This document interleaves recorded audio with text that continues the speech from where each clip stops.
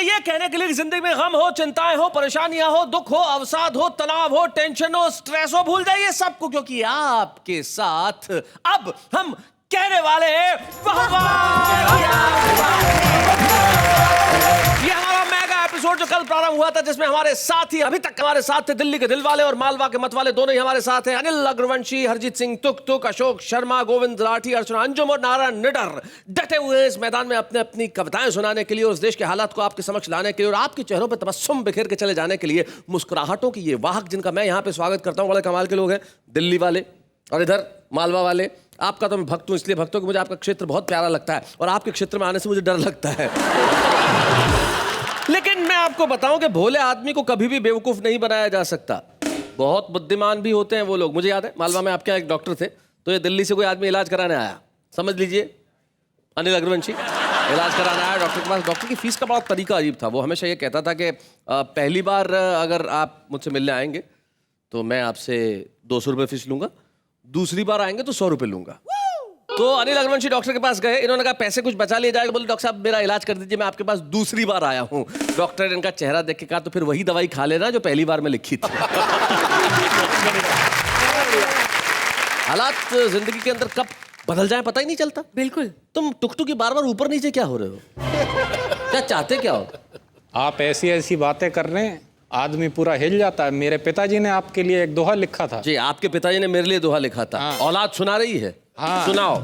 किसे बताएं किस लिए होती सर में खाज, आहा। किसे बताएं किस लिए होती सर में खाज, मेरी बिल्ली कह गई मुझसे मैं आऊं आज। क्या बात है, बहुत।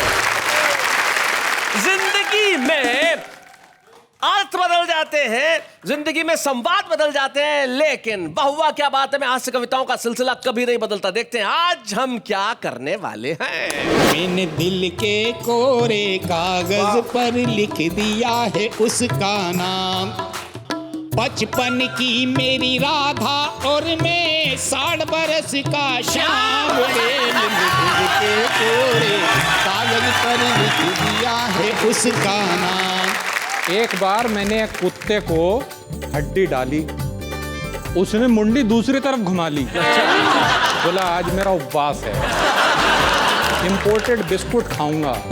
मैंने कहा रुपए की हालत देखी है, अगर तुझे इंपोर्टेड बिस्कुट खिलाऊंगा तो मैं खुद कुत्ता हो जाऊंगा। क्या बात है, वाह वाह वाह। नेताजी ने हाथों में पकड़ा 1 रुपया, धीरे से पूछा और कितना नीचे गिरोगे भैया। सुनकर रुपया मुस्कुराया, नेताजी के कानों में गुनगुनाया, नैतिक पतन की इस घुड़दौड़ में यानी गिरावट की महाहोड़ में मैं भी यही सोच रहा हूँ दिन रात सोते जगते कि हम कितना भी नीचे गिर जाएं नेताजी, मगर गिरने में आपसे मुकाबला नहीं कर। क्या बात है, बहुत अच्छा, बहुत बढ़िया गोविंद। प्यार होता है सभी को जिंदगी में एक बार, वाह वाह। प्यार का इजहार भी हो ये जरूरी तो नहीं। क्या बात है। और आंखों आंखों में भी तो देखी सुनी है गुफ्तगू, हम मिलें और बात भी हो ये जरूरी तो नहीं। वाह वाह वाह, क्या बात। दगाबाज रे हाय दगाबाज रे, क्या बात है। हमरे नेता बड़े दगाबाज रे, कल मिले कल मिले कल मिले री हमका भूल गए आज रे।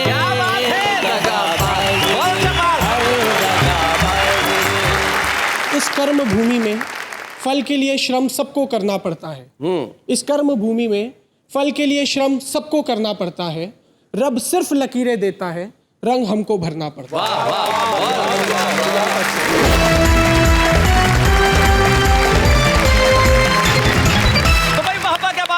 एपिसोड प्रारंभ हो चुका है जहां दिल्ली के दिलवाले हैं, मालवा के मतवाले हैं। कल हमने हमारे कवि मित्रों से कविताएं सुनी और आज भी हम कवि मित्रों से कविताएं सुनेंगे, लेकिन मैं मेरी साथी नेहा के मेहता से पूछना चाहता हूं, चलिए सबसे पहले किसे बुलाया जाए?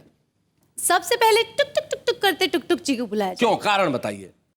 क्योंकि बोलते हैं ना कि धीरे धीरे जिंदगी में आगे बढ़ जाओ। तो इसमें टुक टुक जी को बुलाने का क्या कारण हुआ? धीरे धीरे आगे बढ़ जाओ मतलब? टुक टुक टुक टुक टुक। वाह वाह। जब तक हमारा पहला कवि कविता पढ़े तब तक आप इसका अर्थ समझे और समझ में आ जाए तो मुझे प्लीज SMS कीजिए कि हमें इस कविता का अर्थ समझ में आ गया। तब तक मैं भी इसे समझने की कोशिश करता हूं, लेकिन चूंकि ये मेरी साथी हैं इसलिए मैं इनकी बात नहीं टाल सकता। तो आइए जोरदार तालियों से हम इस महफिल की शुरुआत करते हैं उस कवि के साथ जिसका नाम है नारायण निडर।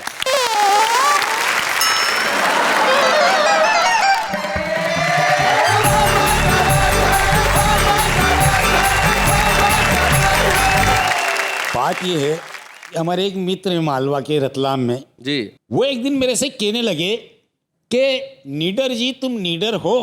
मैंने कहा हूँ। बोले कोई बहादुरी का काम किया है? मैंने किया है। बोले एक आध उदाहरण बताओ। हमारा पड़ोसी देश घुसपैठ कर रहा है, देश में घुसपैठ कर रहा है, हाँ बड़ी उद्मात कर रहा है, बड़ी उछल कूद कर रहा है, अपने आप को न जाने क्या समझ रहा है। मैंने कहा नरेंद्र जी, एक दिन मैंने अकेले ने पड़ोसी से युद्ध छेड़ दिया, पड़ोसी सेना को बुरी तरह खदेड़ दिया। हथगोले मार मार कर पड़ोसी को झंझोड़ दिया। अच्छा, और पत्थरों से पड़ोसी का सर फोड़ दिया। तभी पत्नी चिल्लाई, हाय राम तुमने कमरे का सारा सामान तोड़ दिया। बहुत बढ़िया। लेकिन ऐसी बात नहीं है शैलेश भाई साहब जी। मैं एक दिन घूमते घूमते सीमा पे चला गया। अच्छा, वहां मुझे एक पड़ोसी मिला। वो बड़ी फेंक फाक करने लगा, हमारे देश में ऐसा, हमारे यहाँ ऐसा। अरे मैंने क्या, चुप रहे यार, तेने कभी भारत का केला खाया? तो बड़ा आश्चर्य में बढ़ गया। बोले क्या होता है? मैंने कहा मैं बताता हूँ क्या होता है। देखो मैंने तासीर में दी साहब जी कि मेरी बातें सुन कर देखो हंसना नहीं, इसे झूठ मान कर देखो फंसना नहीं। एक पड़ोसी मिला रास्ते में, खाए चने हमने सस्ते में। पड़ोसी बोला कि मुझे केला खिलाओ, मैंने कहा चने से ही काम चलाओ। केला खाने में अभी कच्चे हो और 67 साल के बच्चे हो। केला खाने में अभी कच्चे हो, 67 साल के बच्चे हो।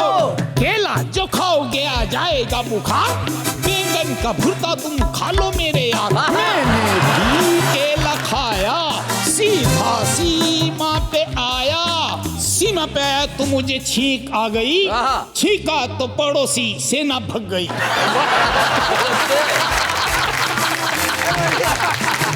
तब से ही पड़ोस वाला मेरा चेला है, ऐसा मेरे भारत का केला है।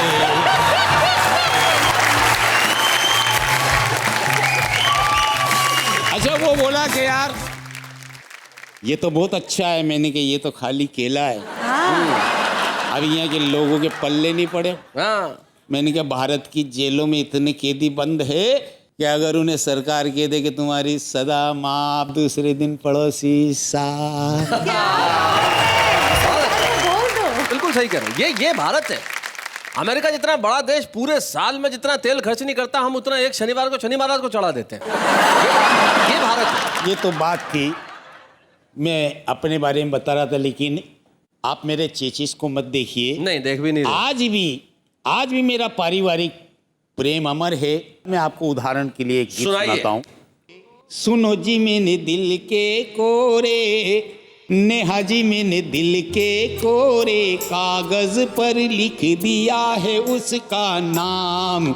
मैंने दिल के कोरे कागज पर लिख दिया है उसका नाम। बचपन की मेरी राधा और मैं 60 बरस का श्याम। मैंने दिल के कोरे कागज पर लिख दिया है।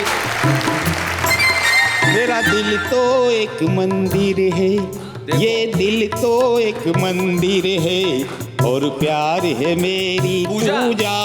ये दिल तो अभी नारंगी, ये दिल तो है नारंगी, मत समझो इसे खरबूजा। ये दिल तो है नारंगी। अभी दिल है जवां, अभी दिल है जवां, पर जलने वाले कहते पिलपिला आम। मेरे दिल के कोरे कागज पर लिख दिया है उसका नाम। और एक परिवार में जी हम कैसे काम करते हैं। मैं चाय बना कर देता, वो उठ कर के पी लेती। मैं Distribution of चाय work. कर देता, जी, वो उठ करके पी लेती। वो उठ कर के पी लेती। मैं खाना बना रख देता, आकर के वो खा लेती। मैं खाना बना कर देता, आकर के वो खा लेती। हिल मिल कर करते हैं दोनों अपने घर का काम। दिल के कोरे काम। और आखिरी बात, पहले वो खाना खाती, और बाद में मुझे खिलाती, पहले वो खाना खाती, बाद में और बाद में मुझे खिलाती, जब मैं खाना खाता वो मुझे निहारा करती, जब मैं खाना खाता वो मुझे निहारा करती। एक 32 के सेट से चलता हम दोनों का काम रे, मैंने दिल के कोरे, ओह जी मैंने दिल के कोरे, सुनो जी मैंने दिल के कोरे, कागज पर लिख दिया है उसका नाम। अरे 55 की मेरी राधा और मैं 60 बरस का श्याम रे, मैंने दिल के कोरे, ओह जी मैंने दिल के कोरे, नेहा जी मैंने दिल के कोरे, कागज। क्या बात है, वाह।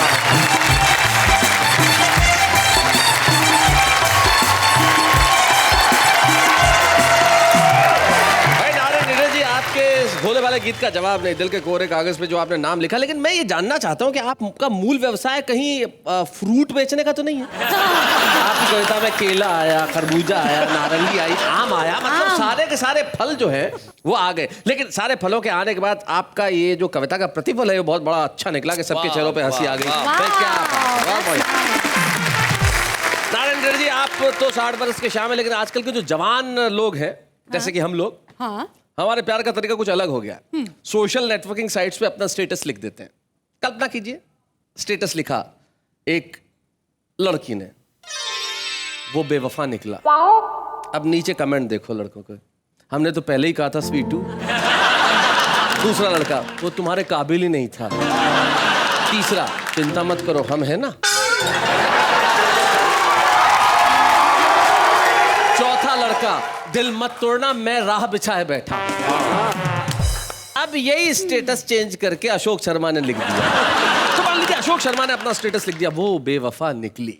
अब इनके दोस्तों ने कमेंट किया, पहला कमेंट, अबे शक्ल देखिए तेरी कांच में। पहला स्टेटस। दूसरा, एक मिली थी वो भी संभाल नहीं पाया। तीसरा, तुझमें दम ही नहीं है। चौथा, उसका नंबर मुझे दे दे, फिर देख कैसे पटती है मुझसे। ये हो गई है आजकल की मोहब्बत। दोस्त कह देते हैं, आपस में गालियां दे देते हैं। अशोक आपके दोस्त हैं, गालियां दे सकते हैं, लेकिन यकीन मानिए मोहब्बत का रूप चाहे कोई हो, मोहब्बत के भाव कभी नहीं बदलते। ट्रू। मुझे हरजीत सिंह तुक तुक इसीलिए पसंद है क्योंकि उन्हें हंसी से मोहब्बत है, उन्हें कविता से मोहब्बत है, उन्हें खुशी से मोहब्बत है। चेहरा कितना ही रोतला बना के क्यों न बैठे, जब आएंगे तो आपको जरूर हंसाएंगे। हरजीत सिंह तुक तुक।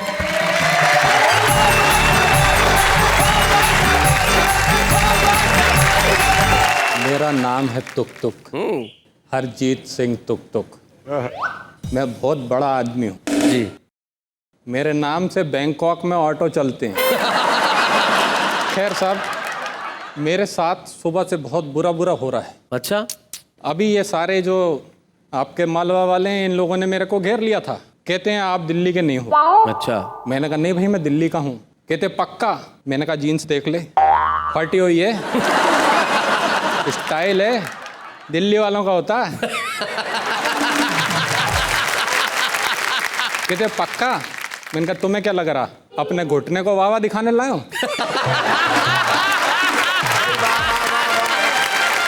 कहते नहीं तुम बरेली के हो। अरे मैंने कहा यार हद होगी, मैंने तो बरेली के पागल खाने से अपना नाम कटवा के दिल्ली के पागल खाने में लिखवा लिया। एक तो लोग इस सब बात पे ये लोग हंसते हैं, ये सोचते हैं मतलब पागल खाने। अरे भाई पागल खाने हर आदमी भर्ती होने नहीं जाता, मैं वहाँ लेक्चर देने जाता। मुझे मालूम है तुम्हारी नेहा से पहली मुलाकात वही हुई थी। हाँ मैं बिल्कुल सहमत हूँ आपसे, मैंने इनको वहीं देखा था। अच्छा, उसके बाद यही हाल है, जब से भी वहां से निकली है ना, इसको एक सर्टिफिकेट मिला है मैं ठीक हूँ, तो जैसे से मिलते हैं हाउ आर यू सर्टिफिकेट बता देती है। देखिए नेहा जी, एक चीज़ तो पक्की है, ये लोग हमको सीरियसली नहीं लेते। इनफैक्ट इंसानों की छोड़िए, मुझे तो कुत्ते भी सीरियसली नहीं लेते। एक बार मैंने एक कुत्ते को हड्डी डाली, उसने मुंडी दूसरी तरफ घुमा ली। अच्छा। बोला आज मेरा उपवास है, इंपोर्टेड बिस्कुट खाऊंगा।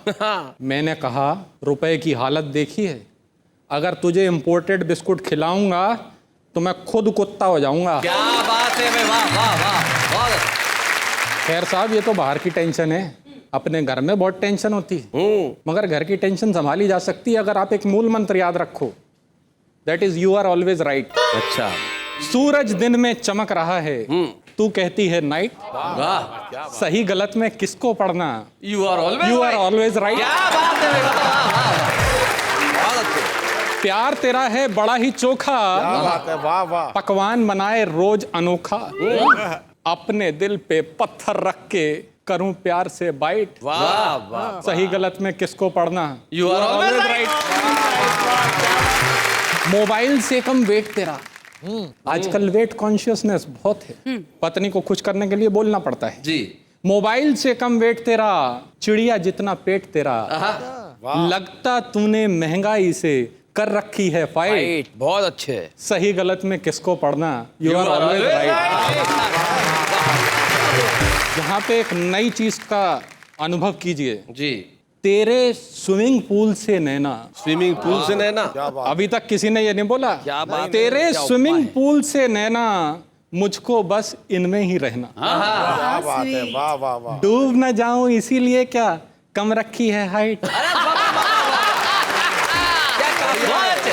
बहुत बढ़िया, टुक बहुत अच्छा। सही गलत में किसको पढ़ना, यू आर ऑलवेज राइट। खैर साहब, इसके अलावा भी समस्याएं होती हैं घर के बाहर जी। मेरे साथ एक और समस्या हो गई, जब हमने अपने नाक पे बैठी मक्खी को उड़ाया, मक्खी को हमारे ऊपर बड़ा गुस्सा आया, अच्छा, जोर जोर से भिनभिनाने लगी, हमें मक्खी लैंग्वेज में गालियां सुनाने लगी।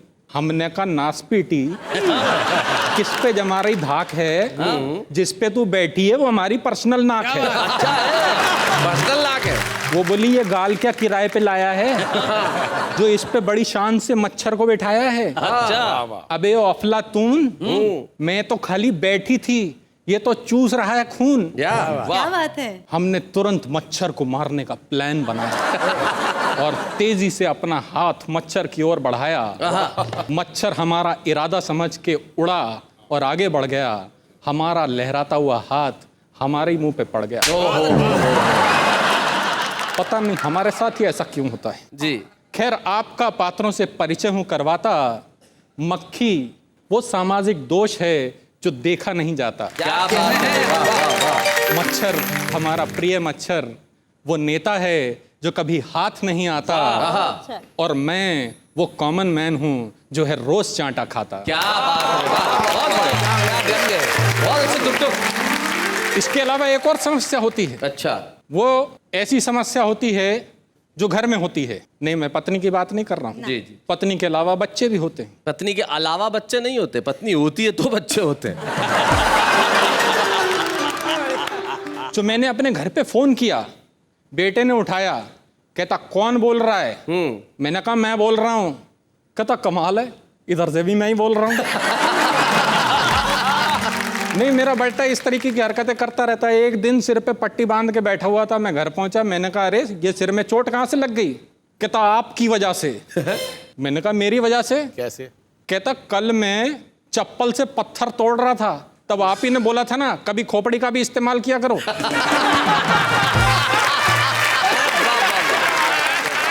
इनफैक्ट हमारे बच्चे के अलावा हमारे शहर में एक और बच्चा है पप्पू। वो बहुत शैतान है, पूरे शहर में उसकी शैतानी के डंके हैं। तो इसी पप्पू की बात बता रहा हूं आपको। ये सुन के मेरा माथा फिर गया कि पप्पू एक बार फिर से गिर गया। अच्छा। फोन पे एसएमएस आने लगे, रेडियो पप्पू के गिरने के किस्से सुनाने लगे। सारा शहर अनिष्ट की आशंका से घिर गया। एक एक्सपर्ट पैनल बैठा कि आखिर पप्पू कैसे गिर गया। किसी ने पप्पू के माँ बाप को दोषी ठहराया, किसी ने पप्पू के गिरने में विदेशी ताकतों का हाथ बताया। मगर मजे की बात यह हुई कि किसी ने भी आगे बढ़ के पप्पू को नहीं उठाया। आज हमारे रुपए का भी पप्पू जैसा हाल है। क्या बात है, बढ़िया है। कोई भी आगे बढ़ के नहीं रहा, उसे संभाल है। कुछ विद्वान तो ये भी कहते हैं कि सरकार ने तो पहले ही इंडिकेशन दिया था जब 1 रुपए के सिक्के का साइज 98 के बराबर किया। क्या बात, थैंक यू डॉक्टर।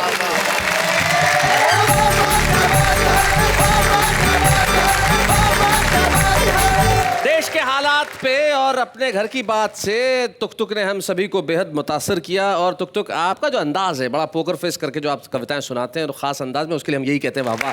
क्या बात है, क्या बात है। आपकी आखिरी पंक्ति से मुझे सिर्फ 2 चीजें याद आई। किसी ने मुझे से पिछले दिनों कहा कि ये सरकार तो गिरेगी।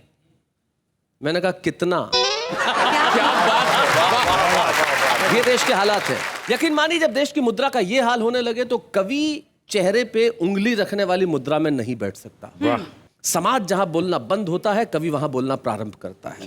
और मालवा जहां से शरद जोशी आए, मालवा जहां से दुष्यंत कुमार आए, मालवा जो साहित्य और संस्कृति की एक उर्वरा भूमि रही, उस मालवा के एक बेहद छोटे से गांव अकोदिया मंडी से एक व्यंगकार हमारे बीच में आता है जो छुपे रुस्तम के तौर पे शो में आया था, लेकिन आज अपनी कविता लेके आया उस विषय पे जिसने पूरे भारत की अर्थव्यवस्था को छिन्न भिन्न कर रखा है। गोविंद राठी।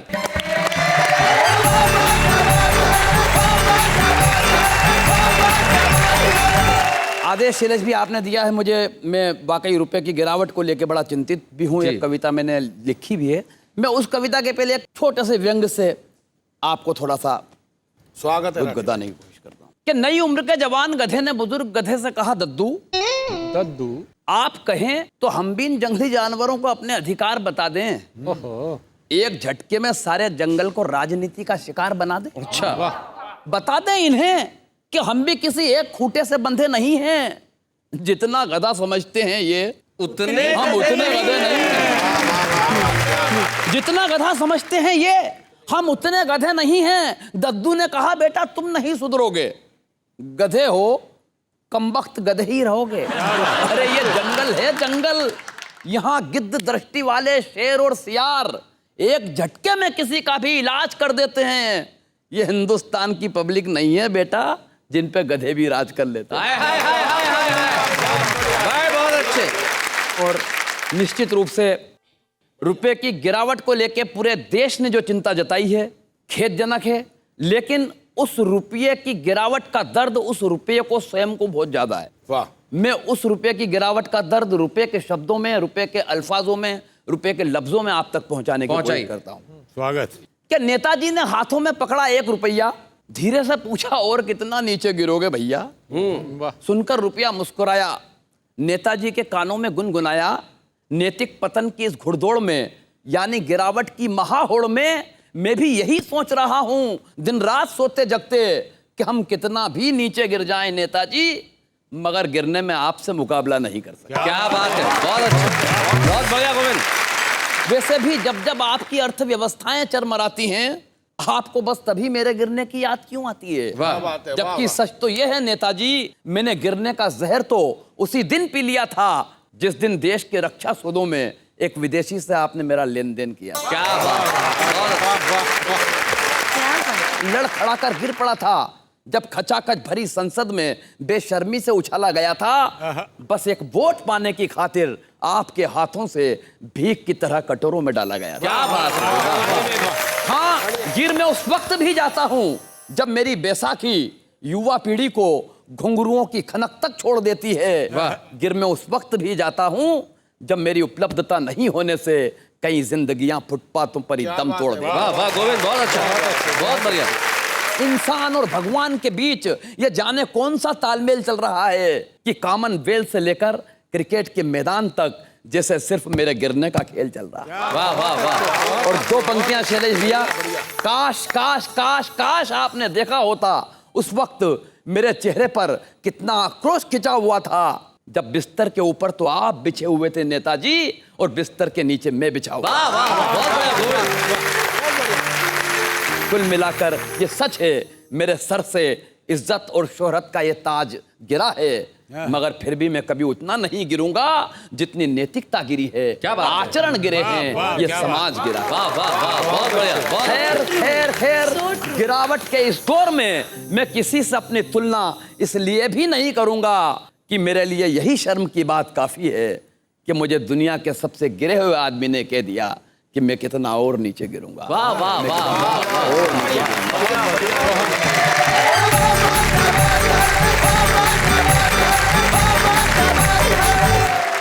गोविंद, आपकी इस सार्थक कविता के बाद मुझे मेरी एक बहुत पुरानी कविता की सिर्फ एक पंक्ति याद आ गई। रुपए ने कहा एक इंसान से कि मैं गिरा, लेकिन बेवजह कहे लफ्ज की तरह अधरों से नहीं गिरा। वाह वाह वाह रुपए ने कहा इंसान से कि मैं गिरा, वाह। लेकिन बेवजह कहे लफ्ज की तरह अधरों से नहीं गिरा। मैं गिरा हूं आपकी निगाहों में भाव सूची में, लेकिन आपकी तरह किसी की नजरों से नहीं गिरा। जिंदगी में जरूरी है कि हम कुछ भी करें लेकिन किसी की नजरों से न गिरें। सोचो। तब पंडित राधे श्याम प्रगल्भ जी की 2 पंक्तियां मुझे याद आती है कि सत्य अहिंसा दया धर्म से अपना तो इतना नाता है, दीवारों पे लिख देते हैं, दीवाली पे पुत जाते हैं। हम सचमुच आगे बढ़ते हैं। हमारे कवि मित्र जो यहाँ दिल्ली के दिलवाले और मालवा के मतवाले बैठे हैं वो तो है ही, लेकिन हमारे बीच आज एक खास मेहमान और है अपनी गजलें सुनाने के लिए। वो मूलतः एक चिकित्सक है, फिजिशियन है, लेकिन साहित्य से जुड़े हुए हैं और हरियाणा साहित्य अकादमी के चेयरमैन हैं। अरे वाह। जो बेहद खास अंदाज में अपनी गजलें हमें कहते हैं। हमें बड़ी खुशी है कि आज हमारे साथ है चंडीगढ़ से डॉक्टर श्याम सखा श्याम। स्वागत है।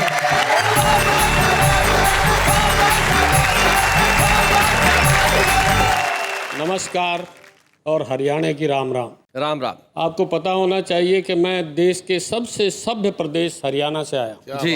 हमारी सभ्यता का सबूत यह है कि हमने 5 ऐतिहासिक लड़ाइयाँ झेली। महाभारत की, थानेश्वर की और पानीपत की 3 लड़ाई। बिल्कुल। और इस नए जमाने में हमारी 5 उपलब्धियाँ भी हैं। जी। पहली तो मल्लिका शेरावत, दूसरे रामदेव जी, उसके बाद हमने बीजिंग में 1 मेडल लिया और लंदन में 3।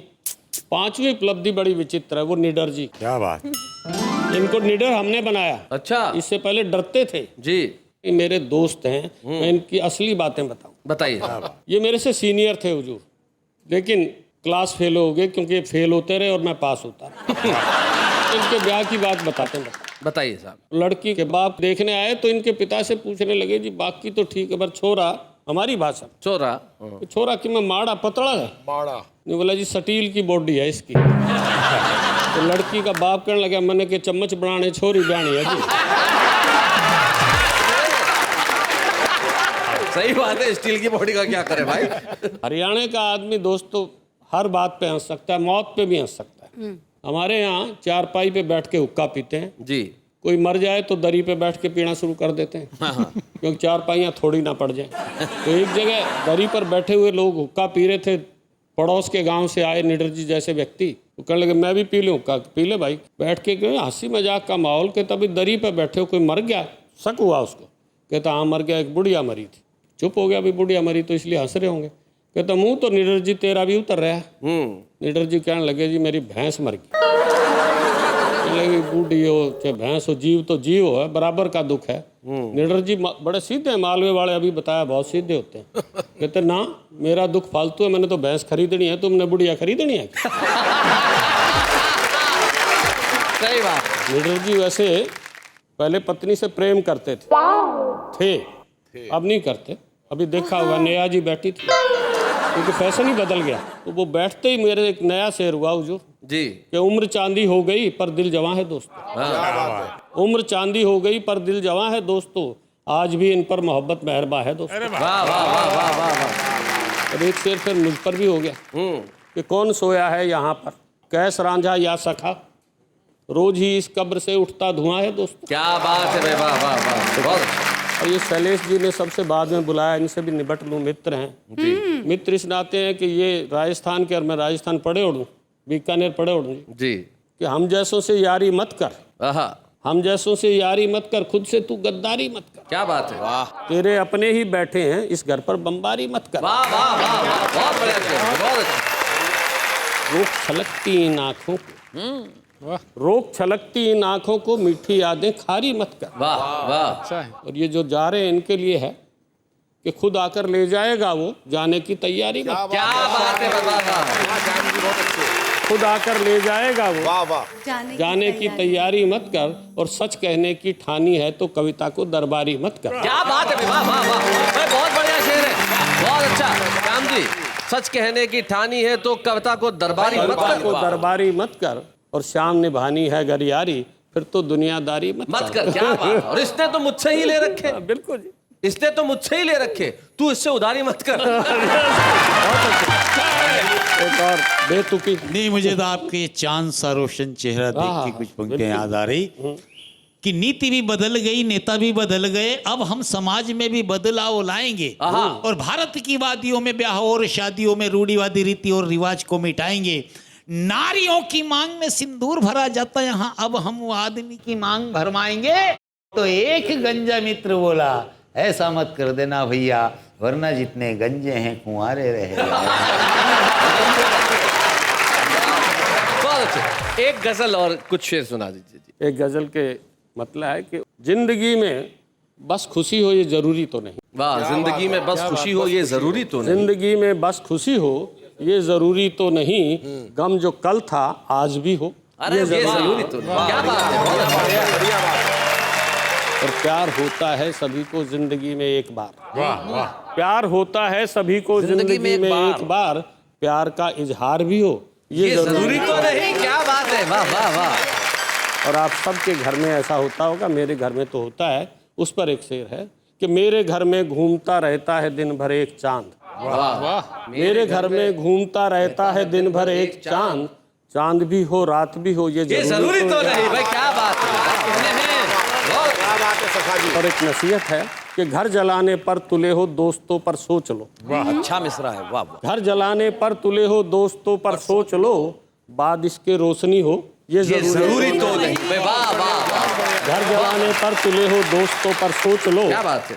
और आंखों आंखों में भी तो देखी सुनी है गुफ्तगू। आंखों आंखों में भी तो देखी सुनी है गुफ्तगू। आंखों आंखों में भी तो देखी सुनी है गुफ्तगू, हम मिलें और बात भी हो ये जरूरी तो नहीं। वाह वाह वाह, क्या बात। शेर बिल्ली सांप गिरगिट है नहीं क्या क्या भला। शेर बिल्ली सांप गिरगिट है नहीं क्या क्या भला, आदमी बस आदमी हो ये जरूरी तो नहीं। क्या बात है, बहुत बढ़िया। और मत्ता है हुजूर कि यार जिंदा है सखा गजलों में अपनी आज भी। यार जिंदा है सखा गजलों में अपनी आज भी, नब्ज उसकी चल रही हो ये जरूरी तो नहीं। क्या बात है।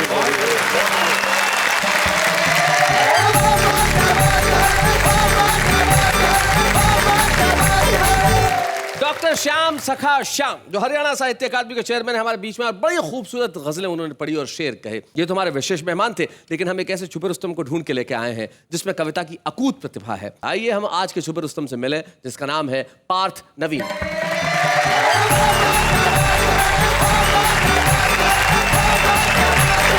सब टीवी के माध्यम से जितने भी लोग मुझे देख रहे हैं, उनकी जो मन की बातें हैं वो अपने तरीके से कहने की कोशिश करते हैं। स्वागत बेटे। बहुत बढ़िया। दगाबाज रे हमरे नेता बड़े दगाबाज। बहुत अच्छे।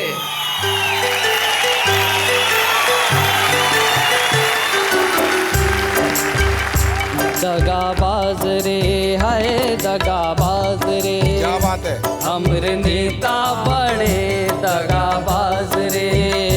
कल मिले कल मिले कल मिले रे, हमका भूल गए आज रे। दगाबाज हाय दगाबाज रे, हमरे नेता बड़े दगाबाज रे।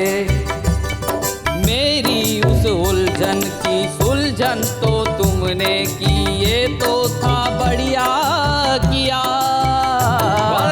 लेकिन उस उलझन की सुलझन का बाबू ने नोट हजारी लिया।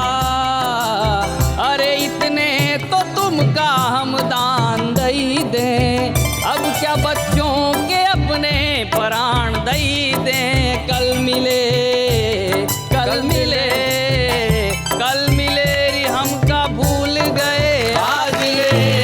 दगाबाज रे हाय दगाबाज रे, हमरे नेता बड़े दगाबाज रे।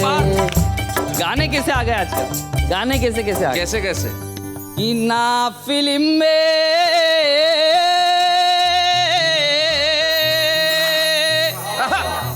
ना सुकून मिलता है टीवी चलाने में, चैन मिलता है तो अब ओढ़ कर सो जाने। ढूंढ बराबर ढूंढ खराबी, ढूंढ बराबर ढूंढ बराबर ढूंढ खराबी, ढूंढ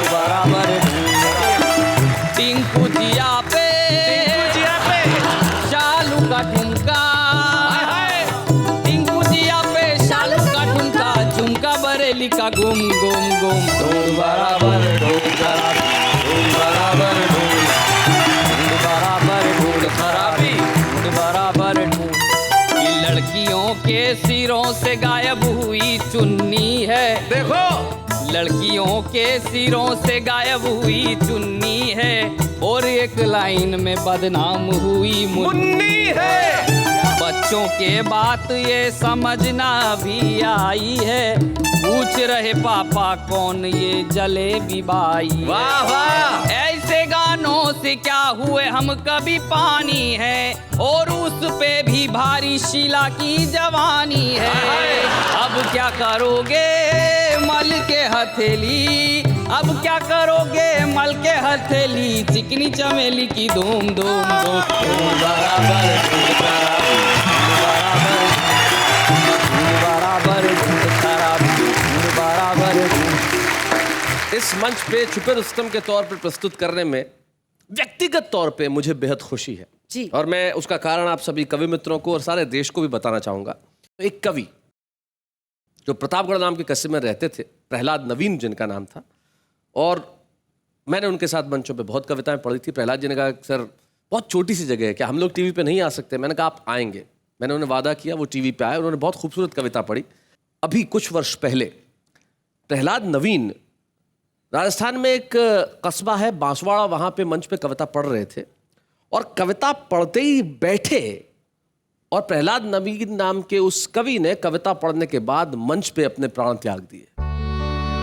इससे ज्यादा दुर्भाग्यजनक किसी के लिए भी कुछ नहीं हो सकता। लेकिन मुझे खुशी है कि प्रहलाद नवीन वाहवा में आए और प्रहलाद नवीन ने आशीर्वाद दिया ऊपर से कि उनका बेटा भी आज वाहवा में आके कविताएं पढ़ रहा है। आइए हम मिलकर छुपे रुस्तम की ट्रॉफी प्रदान करें उस बालक को जिसके भीतर कविता की अनुपम प्रतिभा है। वाह। ये छुपे रुस्तम की ट्रॉफी आज लेके जाएगा और कल सारी दुनिया में अपना नाम रोशन करेगा। या बूढ़े हैं, नर है या नारी है, हंसी देने वालों के सब ही आभारी है, कविता सुनाने वाले अब सबके साथ है।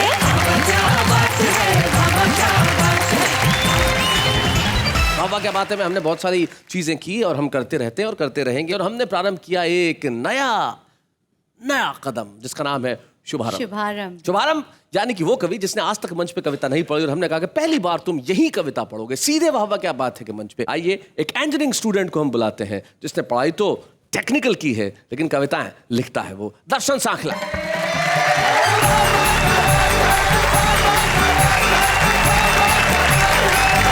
इस कर्म भूमि में फल के लिए श्रम सबको करना पड़ता है। इस कर्म भूमि में फल के लिए श्रम सबको करना पड़ता है, रब सिर्फ लकीरें देता है, रंग हमको भरना पड़ता है। वाह वाह। शैलेश जी, मैं 2 साल पहले एक इंजीनियरिंग कॉलेज से बाहर निकला। उस दौरान एक खबर बहुत बाहर आई थी कि प्लेसमेंट नहीं मिलने के कारण 6 लड़कों ने सुसाइड कर लिया था। तो उसमें से 2 मेरे दोस्त भी थे जिन्होंने सुसाइड अटेम्प्ट किया था, जो एक नहीं रहा।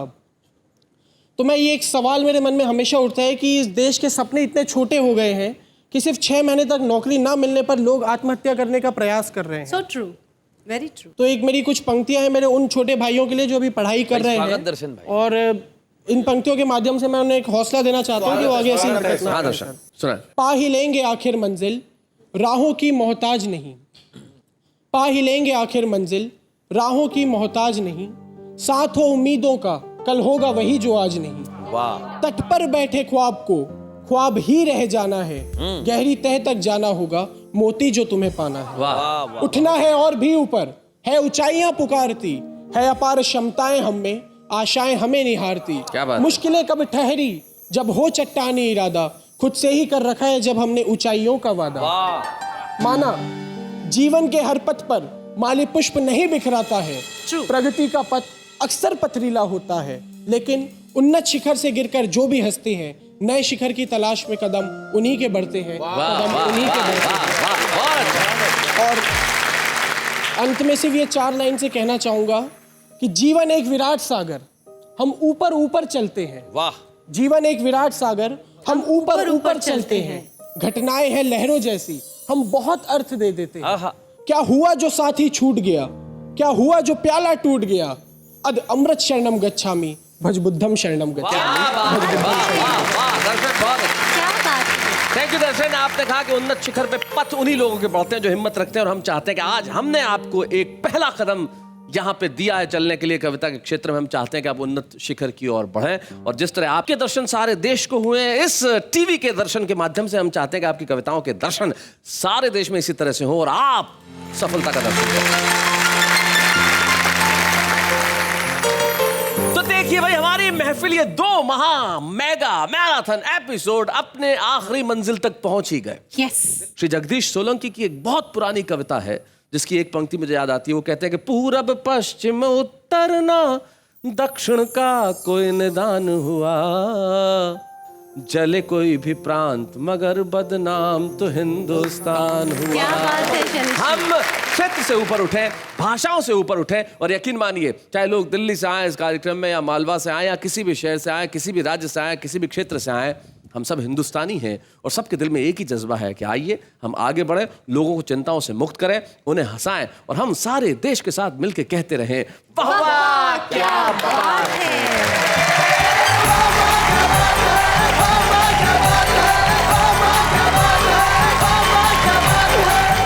ऐसे और भी मजेदार वीडियो के लिए हमारे चैनल को लाइक, शेयर और सब्सक्राइब करें।